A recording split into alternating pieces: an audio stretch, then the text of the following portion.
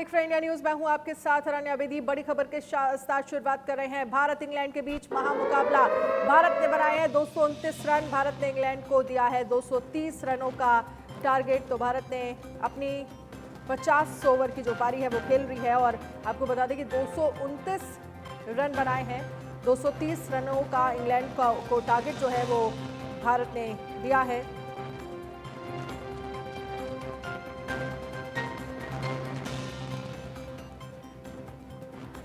तो 29वें मुकाबले में आपको बता दें इंग्लैंड को 230 रन का टारगेट जो है वो भारत ने दिया है। टीम ने टॉस हारकर पहले बल्लेबाजी करते हुए 50 ओवर में 9 विकेट पर 229 रन बनाए हैं। एकाना स्टेडियम में ये मैच जो है वो खेला जा रहा है। मनोज जोशी हमारे साथ एडिटर स्पोर्ट्स जुड़ गए हैं चर्चा करने के लिए इस पर। मनोज जी, सबसे पहले तो आपसे समझना चाहेंगे जो 230 रनों का टारगेट दिया है, आप इसे कैसे देखते हो? और हम मुझे लगता है कि न्यूज़ रूम में डिस्कस भी कर रहे थे कि कितना टारगेट होना चाहिए और कितना होगा, और आसपास वही टारगेट जो है वो रहा। 230 रनों का टारगेट आप कैसे देखते हैं? देखिए, 230 रनों का लक्ष्य मुझे लगता है 20 से 25 रन कम रह गए, और वो क्यों कम रह गए उसकी बड़ी वजह जो है गुच्छों में विकेट खोना। 3-3 विकेट जो है भारत ने 2 मौकों पर बहुत जल्दी खोए, और अगर आप देखें तो 26 रन पर जो है विदाउट लॉस था इंडिया का स्कोर, और 40 रन पर 3 विकेट थे, और इस दौरान शुभमन गिल, विराट कोहली और श्रेयस अय्यर के विकेट गिर जाते हैं केवल जो है 14 रन के अंतराल में। 14 रन में 3 विकेट अगर आपके प्रमुख बल्लेबाजों के विकेट गिर जाते हैं तो उसके बाद संभलना बड़ा मुश्किल होता है। चलिए, ये एक गलती हो गई। कहते हैं कि आप अंत भला तो सब भला, बाद में आप अपनी इस गलती को सुधार लें। लेकिन जब 164 पे 4 थे और उसके बाद 183 पे 7 हुए, यानी 19 रन में फिर आपने 3 विकेट खो दिए, जहां पर रोहित शर्मा, जडेजा और शमी के विकेट गिरे। रोहित और जडेजा का विकेट बहुमूल्य विकेट था। ऐसे समय में सूर्य कुमार यादव, जिन्हें T20 क्रिकेट की जिन पर छाप लगी हुई है, उन्होंने वनडे क्रिकेट में बहुत ही शानदार बल्लेबाजी की, 49 रन की पारी खेली, और ये यहां तक 230 के स्कोर तक पहुंचने में उनका बहुत बड़ा योगदान रहा। तो यहां पर अब मैं यही कहूंगा 20 से 25 रन कम है, लेकिन निराश नहीं होना चाहिए, क्योंकि यहां पर ओस नहीं है। ओस जैसे कि कल भी नहीं गिरी है, लखनऊ में परसों भी नहीं गिरी, और आज क्या स्थिति होगी अब से कुछ देर में पता चल जाएगा। अपने सोर्सेज से हम पता लगाने की कोशिश करेंगे। अगर ओस नहीं गिरती तो ये मानकर चलिए कि ये चैलेंजिंग स्कोर है, और यहां से भारत जीत भी सकता है। पूरी तरह से आप खारिज नहीं कर सकते भारत के दावे को।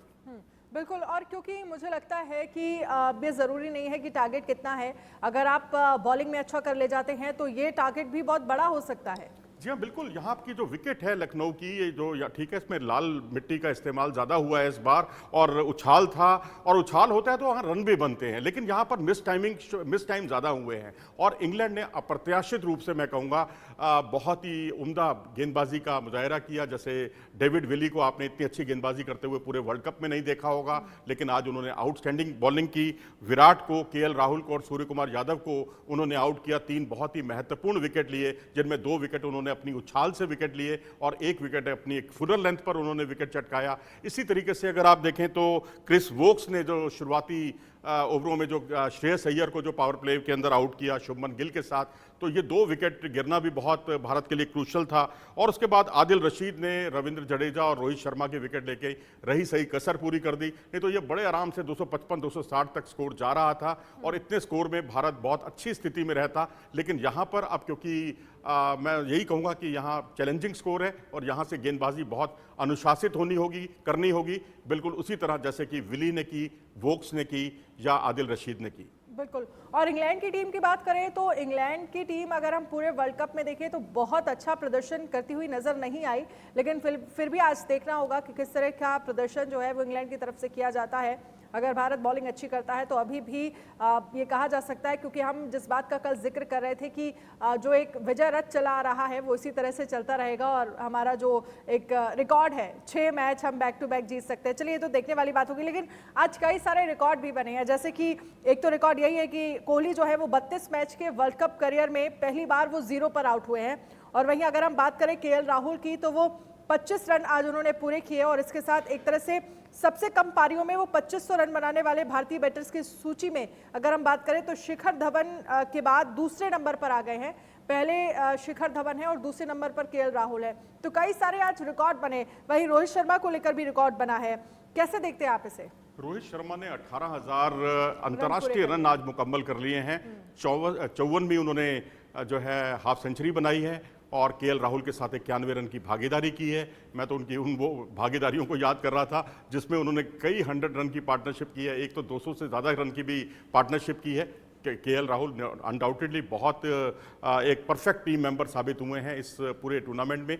और यहाँ पर केएल राहुल का विकेट बहुत गलत समय पर आउट हुआ जब वो टॉप एज लगा था और वो आउट हो गए मिड ऑन पर। इसी तरीके से रोहित शर्मा ने जो मिड विकेट के ऊपर से शॉट खेलने में जो जल्दबाजी की वो भारत को थोड़ी सी महंगी साबित हुई। और सूर्य कुमार यादव का जो विकेट गिरा है क्रूशल टाइम में, क्योंकि उस वक्त रनों की दरकार थी, कोई बल्लेबाज बचा नहीं था, टेल जो है उनके साथ खेल रही थी, ऐसे समय में मुझे लगता है कि वो एक शॉट जो है वो भी भारत को बड़ा महंगा साबित हुआ। सूर्य कुमार यादव से उस वक्त उम्मीदें बहुत ज्यादा थी जब विराट कोहली भी आउट हो गए, शुभमन गिल भी आउट हो गए, तो ऐसा लग रहा था कि अभी सूर्य कुमार यादव है तो मुझे लग रहा था कि 250 का टारगेट तो पूरा ही हो जाएगा कम से कम। जी हाँ, बिल्कुल। जिस तरह से उन्होंने स्वीप शॉट खेले, जिस तरह से उन्होंने रिवर्स स्वीप शॉट खेले, ये ट्रेडिशनल शॉट्स नहीं है क्योंकि भारतीय बल्लेबाज अमूमन ऐसे शॉट्स कम खेलते हैं। एक रोहित शर्मा, एक सूर्य कुमार यादव यही ऐसे शॉट्स खेलते हुए दिखाई देते हैं, लेकिन उन्होंने पुल शॉट भी लगाए और जिस तरह से एक छोटी सी भागीदारी उन्होंने महत्वपूर्ण भागीदारी टेल के साथ, खासकर बुमराह के साथ की, वो काबिले तारीफ थी। और इससे पहले जो जिस तरह से वो टिके थे एक अच्छे मंसूबे लिए हुए, क्योंकि इससे पहले रोहित शर्मा ने जिस तरह के आज शॉट्स खेले हैं ना, वो भी आज जैसे कहते हैं स्वीप, रिवर्स स्वीप उसमें भी था, पुल शॉट भी थे, मिड ऑफ और मिड ऑन, जो जैसे कहते हैं वी जो ट्रायंगल होता है, वी शेप में उन्होंने काफ़ी शॉट्स खेले हैं आज। तो यानी सीधे बल्ले से उन्होंने ज़्यादा कोशिश की, बीच बीच में कट शॉट भी लगाए लेकिन काफ़ी कम। तो मुझे लगता है सूर्य कुमार यादव यहाँ जो जल्दबाजी के शिकार हुए, क्योंकि ये बात समझी भी जा सकती है, T20 के वो प्लेयर हैं, T20 में ज़्यादा इस तरह के शॉट्स वो लगाते हैं, इसी की उन्होंने सोचा कि दरकार है टीम को, तो उसी प्रयास में वो जल्दी आउट हो गए और जल्दी क्या अपनी हाफ सेंचुरी वो पूरी नहीं कर पाए। लेकिन 49 रन बनाना मैं समझता हूँ और 230 तक पहुँचाना, ये भी भारतीय गेंदबाजों के लिए बहुत चैलेंजिंग रहने वाला है। और ये दूसरा मैं आपसे ये समझना चाहूँगी, शुभमन गिल मुझे लगता है कि अभी तक जितने भी मैचेस उन्होंने इस वर्ल्ड कप में खेले हैं तो सिंगल डिजिट बनाकर वो कभी आउट नहीं हुए हैं, लेकिन पहली बार 9 रन बनाकर वो आउट हुए। आज विराट कोहली 0 पर आउट हो गए।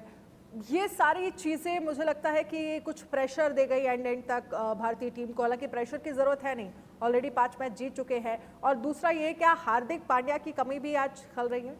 देखिए, पहला पार्ट आपके सवाल का उसका जवाब मैं दे दूं कि शुभमन गिल जो है आज निप बेकर गेंद थी और जिस तरह से वोक्स की गेंद बहुत तेजी के साथ अंदर की तरफ आई थी और वो फुलर लेंथ गेंद पर आउट हुए। और आज शुभमन गिल, सूर्य कुमार यादव और शमी, ये 3 प्लेयर ऐसे हैं जो फुलर लेंथ गेंद पर आउट हुए हैं। और उसके बाद जो है जिस तरह से आपने विराट कोहली का जिक्र किया, तो विराट कोहली जो है लेंथ को लगातार जो है डेविड विली उनको लेंथ बॉल डाल रहे थे, धीरे धीरे उन्होंने लेंथ को कम किया और लेंथ में फंसाया उन्होंने। आज जिस तरह से एक अच्छी सोची समझी रणनीति का वो शिकार हुए, वो मैं समझता हूँ विली की सूझबूझ को दर्शाता है। और रही बात हार्दिक पांड्या की, तो हाँ बिल्कुल मैं मानता हूं कि हार्दिक पांड्या की कमी निश्चित तौर पर महसूस हो रही है, क्योंकि जो तेजी के साथ स्लॉग ओवर्स में रनों की जरूरत थी, रनों की दरकार थी, वो हार्दिक पांड्या उसके लिए वाकई कई बार वन मैन आर्मी साबित होते हैं। और हमने हाल ही में एशिया कप में देखा, जब पाकिस्तान के खिलाफ भारतीय टीम लड़खड़ा रही थी तो ईशान किशन के साथ जो है इन्होंने बहुत, हार्दिक पांड्या ने उम्दा बल्लेबाजी की थी। तो कमी तो उनकी निश्चित तौर पर खली, लेकिन मैं समझता हूं उनकी जगह जो आए हैं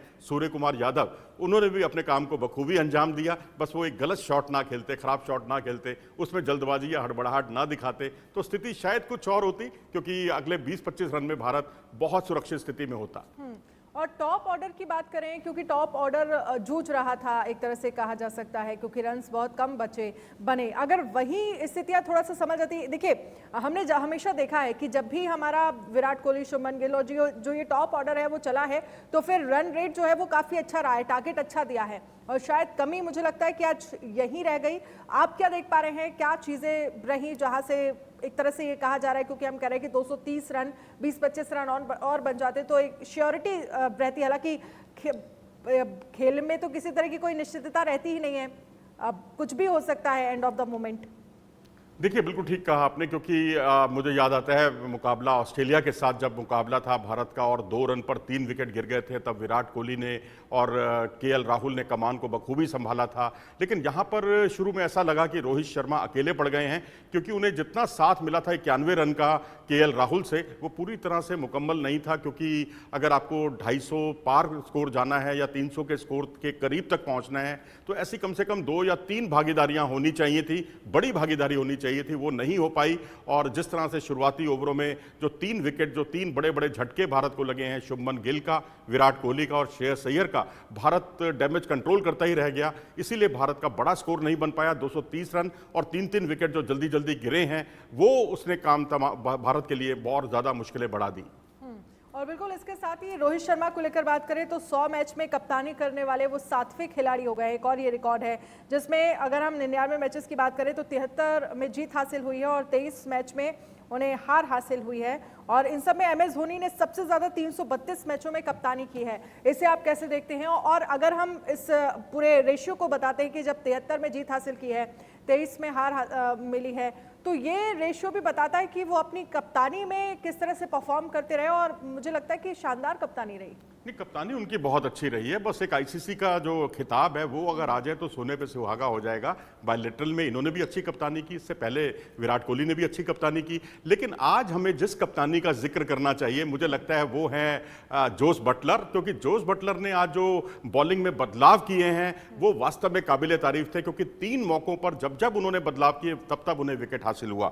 जैसे उदाहरण के लिए आप देखें तो विली को 31वें ओवर में उन्होंने लाए गए वो दूसरे स्पेल के लिए, और वहां आते ही उन्होंने केएल राहुल का विकेट उखाड़ लिया। उसके बाद वो उन्होंने एक और बॉलिंग परिवर्तन किया था। 37वें ओवर में वो आदिल रशीद को लेकर आए थे और आदिल रशीद ने रोहित शर्मा को एक गलती करने के लिए मजबूर कर दिया।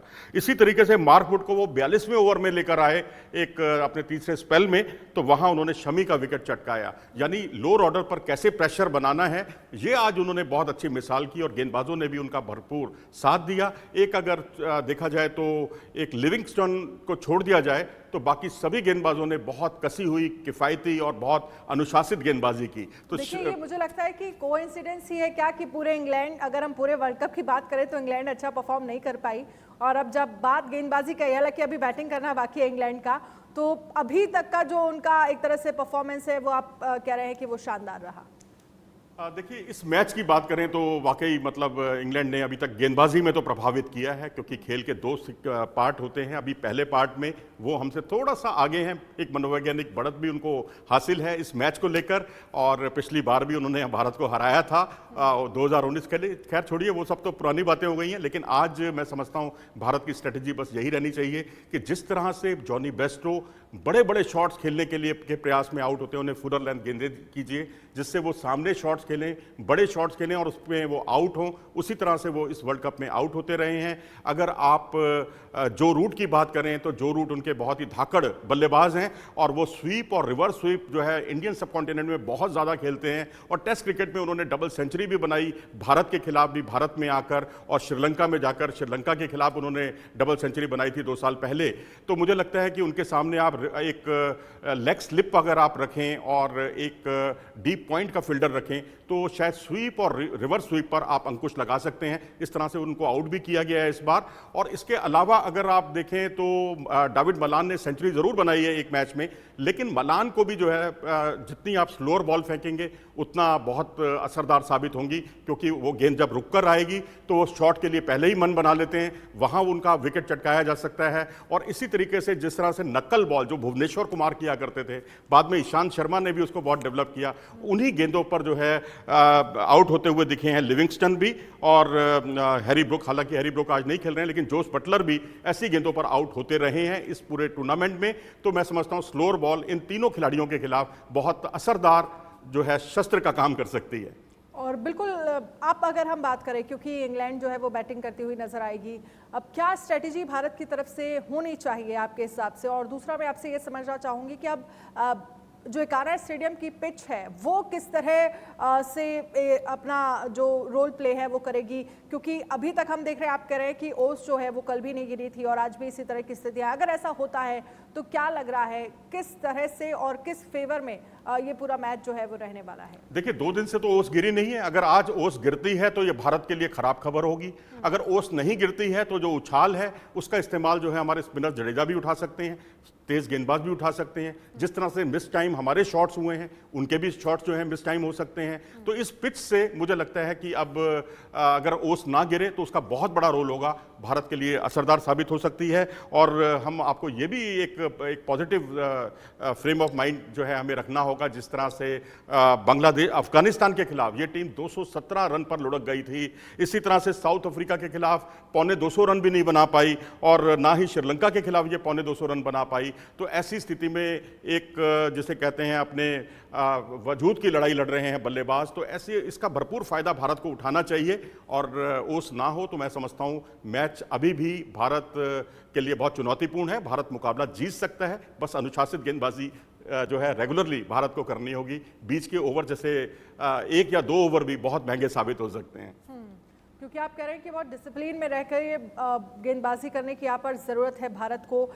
इंग्लैंड के कौन कौन से खिलाड़ी जिन्हें आप भारत के लिए चुनौती मानते हैं और उनका जल्दी आउट होना या विकेट गिरना ज़रूरी है आज? देखिए टॉप 6 बल्लेबाजों में 4 बल्लेबाज ऐसे हैं जो कि पिछला जो आईसीसी का जो वर्ल्ड कप था और 2019 का जिसमें ये चैंपियन बने थे उसमें ये खेल चुके हैं। अब उसमें जॉनी बेस्टो क्योंकि बिल्कुल लय में नहीं है, हमेशा बड़े शॉट के चक्कर में रहते हैं। अगर वो अपनी स्ट्रेटजी को थोड़ा सा बदल लें, क्योंकि प्लान बी पर इंग्लैंड के खिलाड़ी चलते नहीं हैं, बेसबॉल क्रिकेट जो उनकी नई टर्म आई है पिछले 3 साल में उस पर वो चलते हैं, पावर प्ले में बहुत तेजी से रन बनाते हैं, तो वहां पर आपको जल्दी से जल्दी विकेट उखाड़ने होंगे। मुझे लगता है कि जसप्रीत बुमराह पर जिस तरह से तमाम मुल्कों के जो बल्लेबाज हैं बहुत ही सावधानी पूर्वक खेल रहे हैं, मुझे नहीं लगता कि इंग्लैंड के खिलाड़ी इतनी सावधानी से उनको खेलेंगे। तो बुमराह पर अगर वो प्रहार करेंगे तो उनके विकेट भी जरूर गिरेंगे। और मुझे लगता है कि सिराज शुरुआती ओवरों में थोड़ा विकेट टेकिंग बॉलर हैं, थोड़े रन जरूर पड़वाते हैं, लेकिन अब आप वो वक्त आ गया है जब आप विकेट खरीदें। विकेट खरीदने से मेरा मतलब है रन जाते हैं तो जाएं, लेकिन विकेट आपको चटकाने हैं। जल्दी से जल्दी 3-4 विकेट अगर हमने चटका लिए तो निश्चित तौर पर जो है वो डैमेज कंट्रोल करता हुआ दिखाई देगा इंग्लैंड। तो ये एक शुरुआती ओवर की स्ट्रेटजी होनी चाहिए। अगर हम बात करें, क्योंकि आज बॉलिंग की बहुत ज़्यादा आपने तारीफ की, इंग्लैंड की बॉलिंग जो है वो काफ़ी शानदार, जिस तरह से वो विकेट लिया गया, चाहे शुभमन गिल का हो, विराट कोहली का हो, और हमने देखा कि बैक टू बैक विकेट जो है वो यहाँ भारत खोता हुआ चला गया। क्या सीखने की ज़रूरत है इंग्लैंड की टीम से आज भारत को कुछ आज के लिए, क्योंकि जिस तरह से वो बॉलिंग करते हुए नजर आए, बहुत ज़्यादा उन्होंने टारगेट जो है वो नहीं, एक तरह से रन जो है वो नहीं बनने दिए। जी हाँ बिल्कुल, और उसके लिए मैं समझता हूं कि जिन उछाल भरी गेंदों पर उन्होंने हमारे विकेट लिए हैं, शॉट मिस टाइम हुए हैं, वो गलती भारत को नहीं करनी है। क्योंकि जिस तरह से भारतीय बल्लेबाजों ने जो गलतियां की हैं वो कम से कम जो है बॉलर्स को तो उसका ध्यान रखना होगा कि बॉलर्स जो है उस तरह की एक टाइट लाइन से कसी हुई गेंदबाजी से जब गेंदबाजी करेंगे तो डॉट बॉल का प्रेशर अलग से होता है। क्योंकि विराट कोहली का जो आज विकेट गिरा है, करीब 8 गेंदें जो है उन्होंने डॉट बॉल खेली थी और उसका एक दबाव निश्चित तौर पर बल्लेबाजों पर दिखाई देता है। तो आप एक पॉजिटिव फ्रेम ऑफ माइंड से नेगेटिव बॉलिंग से बचें, लेकिन डॉट बॉल करें, ज़्यादा से ज़्यादा उनको खिलाने की कोशिश करें और आप कोशिश करेंगे तो निश्चित तौर पर आपको विकेट भी मिलेंगे। क्योंकि वो ऐसे शॉट्स पर, ऐसी गेंदों पर बड़े शॉट्स के लिए जाएंगे और बड़े शॉट्स पर जाने का मतलब है कि जहां भी उनको उछाल मिलेगा वहां मिस टाइम होने का शॉट का खतरा रहेगा। वो भारत के लिए एक उम्मीद की किरण रहेगी। और बिल्कुल इसके साथ ही, क्योंकि अगर हम भारत के पावर प्ले की आज हम बात करें तो जिस तरह से 2 विकेट आज पावर प्ले में खोए भारत ने, चाहे शुभमन गिल हो चाहे विराट कोहली हो, वो मुझे लगता है कि सबसे ज़्यादा एक कहीं ना कहीं से डैमेज कर गया टीम को। या अगर हम देखते हैं या आगे इस तरह की स्थितियां बनती और हम डिस्कस करते हैं कि भाई रन कम बने और इसलिए ये चीज़ें हुई, तो एक पावर प्ले के जो 2 विकेट भारत ने खोए वो काफ़ी ज़्यादा मुझे लगता है कि अहम रहे। बिल्कुल, गिल और विराट का जल्दी आउट होना और उसके बाद श्रेयस अय्यर का भी बहुत जल्दी चलते जाना, तो बहुत जल्दी लौटना, तो मुझे लगता है ये 2-3 जो फैक्टर्स थे उसने मिडिल ऑर्डर पर दबाव बनाने का काम किया। और मिडिल ऑर्डर के जिस तरह से मैंने आपको बताया कि 3-3 विकेट 2 मौकों पर बहुत जल्दी भारत ने खोए हैं। अगर यहाँ से थोड़ा सा शुरुआती ओवर में आप विकेट बचाकर खेलते, रन बेशक ना बनते, कोई दिक्कत नहीं थी, लेकिन जब विकेट गिर जाते हैं तो फिर आपके पास आखिरी ओवरों में रन बनाने के उतने मौके नहीं रहते। लेकिन ठीक है, भारत के लिए अच्छी बात यह है कि भारतीय पुछल्ला, जो भारतीय टेल है, उन्होंने पूरे 50 ओवर खेले। लेकिन आपका पावर प्ले का सवाल अच्छा है कि पावर प्ले में अगर आप विकेट नहीं खोते तो मध्यक्रम पर दबाव ना आता, और दबाव ना आता तो आप ज्यादा तेजी से रन बनाते। बिल्कुल, अगर बात एकाना स्टेडियम की हम करते हैं तो इस स्टेडियम को लेकर कहा जाता है कि जो औसत स्कोर है वो 260 रहा है, यानी कि इस पिच पर रन खूब बनते हैं। देखिए, यहाँ पर ये उस पिच पर मुकाबला हो रहा है जहाँ पर ऑस्ट्रेलिया और साउथ अफ्रीका का मुकाबला हुआ था, जहाँ साउथ अफ्रीका ने पहले बल्लेबाजी करते हुए 311 का स्कोर खड़ा किया था। इसके जवाब में जो ऑस्ट्रेलिया की टीम थी 170 के आसपास जो है ढेर हो गई थी, आउट हो गई थी, ताश के पत्तों की तरह बिखर गई थी ये टीम। तो अब हमें वही काम करना है जो साउथ अफ्रीका की गेंदबाजों ने किया। मुझे लगता है कि हमारी गेंदबाजी ज़्यादा पैनी है, ज़्यादा असरदार है, लेकिन हमें एक फियर फैक्टर ये भी है कि हमारे पास छठा बॉलर नहीं है। अब छठा बॉलर अगर मान लीजिए एक भी बॉलर को उन्होंने टारगेट कर दिया तो उसके बाद आपके वो परिवर्तन के तौर पर कुछ छठा बॉलर आप कहाँ से लाएंगे?